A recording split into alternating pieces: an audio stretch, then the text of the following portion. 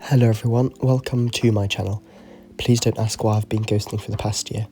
I am coming back to make more Roblox developer videos, as well as tutorials for beginner developers, so more people can get to know how Roblox Studio works, as well as improving their builds. In this video though, I'm going to be following a recent Roblox trend for Build the Thing games. It's basically blown up recently, where you can buy these things and they give you money, and then you can steal other people's things from their base, and yeah, it makes for a pretty cool game loop. I will only be making the map in this video though, and if the video blows up then I might make a Steal the Thing game, and then obviously I'll document the process. If not, then I'll probably just sell the map to someone in the comments, so if you're interested in buying the map then let me know in the comments. I started off with getting all of the textures for the map, because this is a specific look to all of these trending games.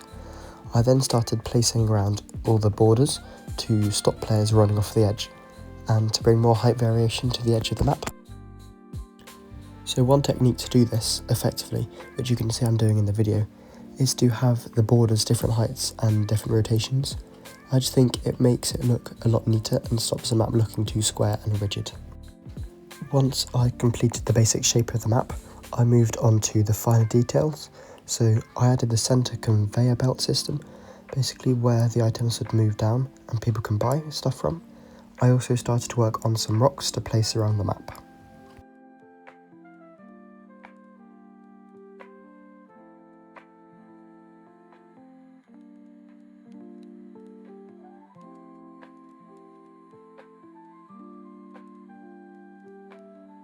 I then decided that there wasn't enough variation on the borders, so I made some changes which definitely improved the build. I spent too long on trying to get everything sized and looking nice, so I'll just skip to the part where I completed the borders of the map. So here we are. I have decided to have the first layer of borders more grey, so stone, and then the brown borders on the edge, they represent mud. I think this looks a lot nicer personally, and definitely makes the map look a lot less flat. So now I have to move on to making some of the assets that will fill the map, and the first thing that's on my list was the tree model.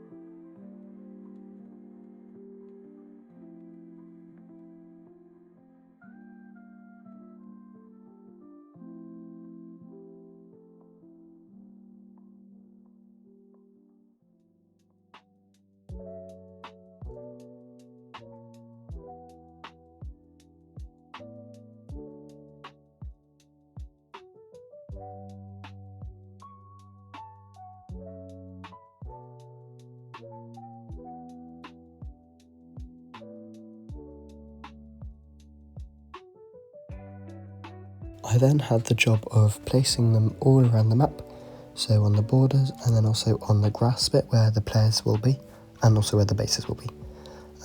This just adds some more variations, and when you're making your own maps, make sure you rotate and scale it so all the trees look different even though they're the same model.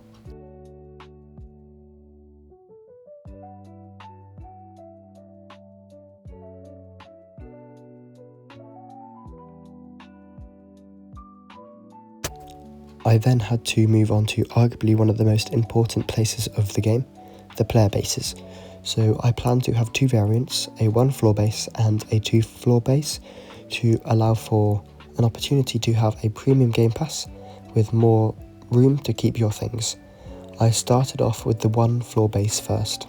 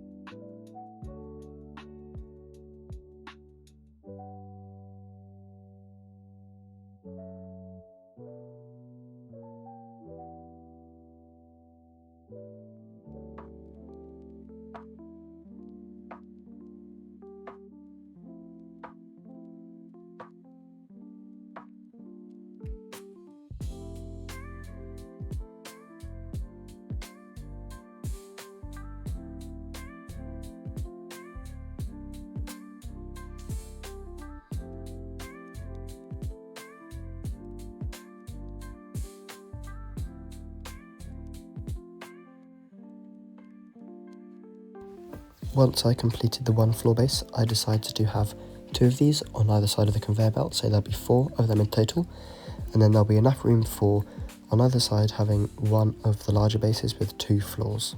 So overall, there'll be 6 people in the game.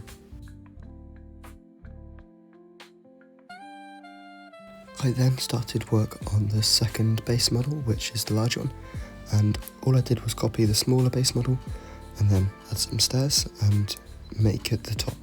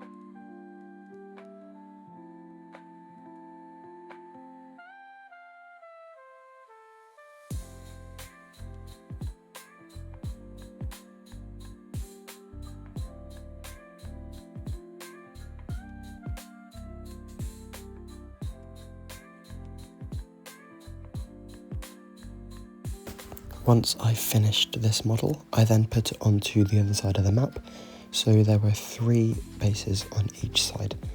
I then started moving around some trees and rocks, just to make sure everything on the map looked right and fitted quite nicely. And then I started making the tunnel, which would go on both sides of the conveyor belt.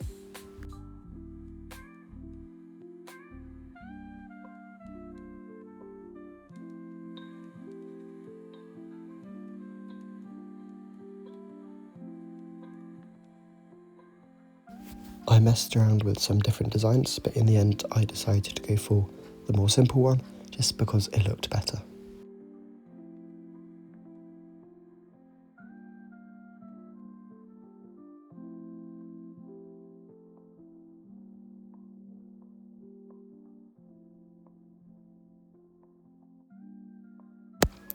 And once I completed this, I did the last finishing touches of the map, and it's completed now. So as you can see, the style I used is quite prominent on the map, and I think it looks quite cute. So there are 6 bases overall. I also added some leaderboards by the tunnel. I did that off camera though. So this is the larger model, which has a second floor, which means you can store more items in your base basically. And this is almost like a premium option for players. So players who play for a long time, or it could be a Game Pass actually, for a second floor, and if needed it's quite easy to add a third floor. So overall I think the map turned out quite nicely, and hopefully you enjoyed watching this video. If you want me to turn this map into a Steal the Thing game, then I will try to the best of my ability.